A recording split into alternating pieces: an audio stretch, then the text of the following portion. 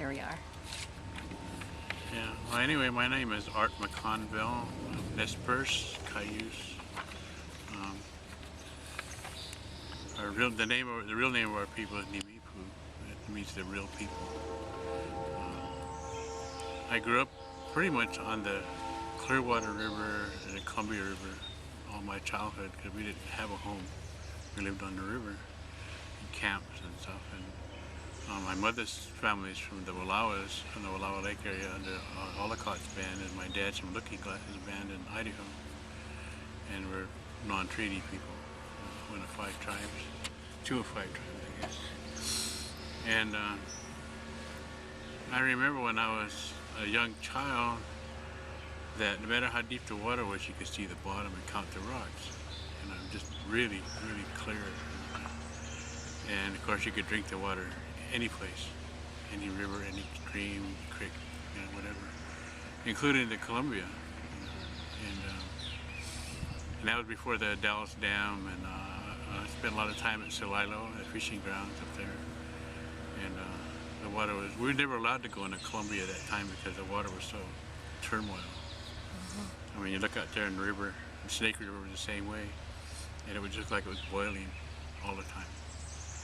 And it was free flowing, and there was a lot of whirlpools in it, and it just drop off like that. So we weren't allowed to even go in there, But yeah, the water was really powerful, really good current to it, a lot of depth to it, a lot of things living in there, a lot of fish. And of course, we're a fishing culture, it's Columbia River people. We've always relied on fish, and even the smaller tributaries like the Umatilla River. As a child, I'd be able to walk out there and see the trout. They'd be just thick, big trout, just thick, and you could almost sit on the bank and pick out which one you wanted to catch. We fish with grasshoppers and worms, and didn't even use a pole, just throw a line in there. But like I say, you could just see clear to the bottom, and just kind of pick out which fish you want. Sometimes we try to catch them by hand, I mean, that was just kid stuff, And so our people have always been dependent upon the rivers, not only for food, but for the water itself, and also for transportation, because most of the Columbia River people are also part of the canoe family too.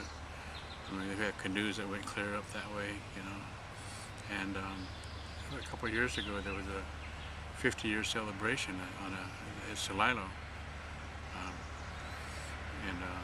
The canoe people from the coast came up. They brought their boats all the way from their homelands on the coast up to Columbia, but we depend a lot on the clarity of the water, the pureness of the water, and our elders are really upset because of the things that are going on with it now, and a lot of it they didn't understand or even knew about, and there's still a lot of things going on that we still don't know for sure about, like out of Hanford,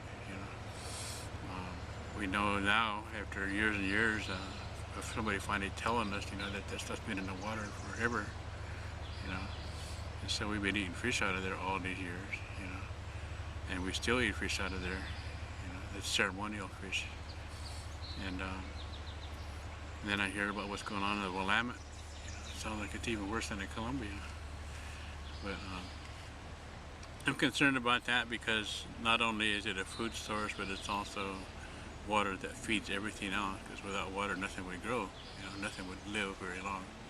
It would be just a total dried up world, I think, without it. So, and then ceremoniously, of course, when we have ceremony, everything has to be pure.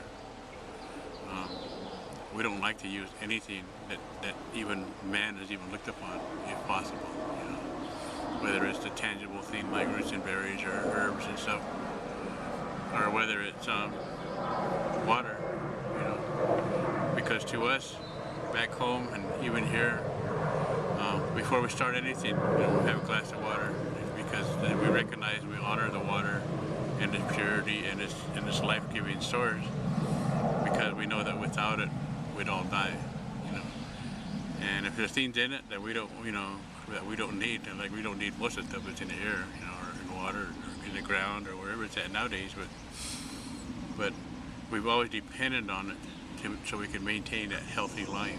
You know, that's pure spiritual life. Because, like, if my elders that taught me, if they went down here in a glass of water and they knew what was in that river, it'd be useless to us. We couldn't use it at all for anything. Because even if the big developers, they turn over land and they try to put stuff back like it was, then they won't use that land anymore because it's contaminated by man. You know, and so eventually we won't have anything for ceremonies, and it's probably killing us off anyway. You know, but how much longer this is going to be able to go? I mean, you know, what's growing in there that we don't see yet? You know, and what probably the effects that that water has on people now, we still haven't seen the outcome of that, you know. And when we do, of course, everybody will be in denial. You know, no, we didn't do that, you know. So, yeah, I'm really concerned that somebody do something about that, but I don't know what they're going to do because they can't go on the bottom and stir it up to get it out, make it worse, you know. And I hear there's mercury in there, and I heard they've caught some fish in there that was yellow in the inside. You know, so that's pretty bad. You know, that's really bad. You know, who knows what's eating that stuff? You know, and maybe the birds. You know, and then what's eating them? You know, and it just process it. You know, so it's really a bad thing for our people. You know, and it's totally, it's almost useless nowadays. I think. You know. The water is, except for floating a boat on maybe, you know. And then I wouldn't be too sure about that. Because I heard that there was flesh-eating bacteria in the Willamette too. And the elder told me that a couple weeks ago, and from Yakima, and he said one of his friends had a cut on his hand, and he got it in the water, and it got really infected really bad from the bone out. It's like an acid almost, you know, like a staph or something. But he got it out of that water down by the fall somewhere. So, yeah, it's pretty bad anyway. And somebody needs to be accountable for it. You know? Yeah. Not us. We've been trying to take care of it, but nobody cares what we think, you know.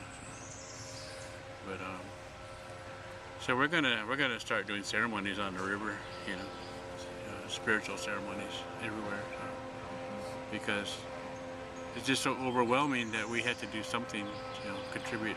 The best way we know how is through song and prayer and ceremony. You know? So we're going to start doing that, try to help. And we're sure it'll help because nothing else is going to work. You know? We're not completely, not like that. And if people can be healed, rivers can be healed. You know? Do you currently fish from this water? I don't. I'm never still long enough to go fishing any place. You know? I used to. I mean, my dad was a fisherman in the Columbia, and all my uncles and even all my aunties and cousins are fishermen.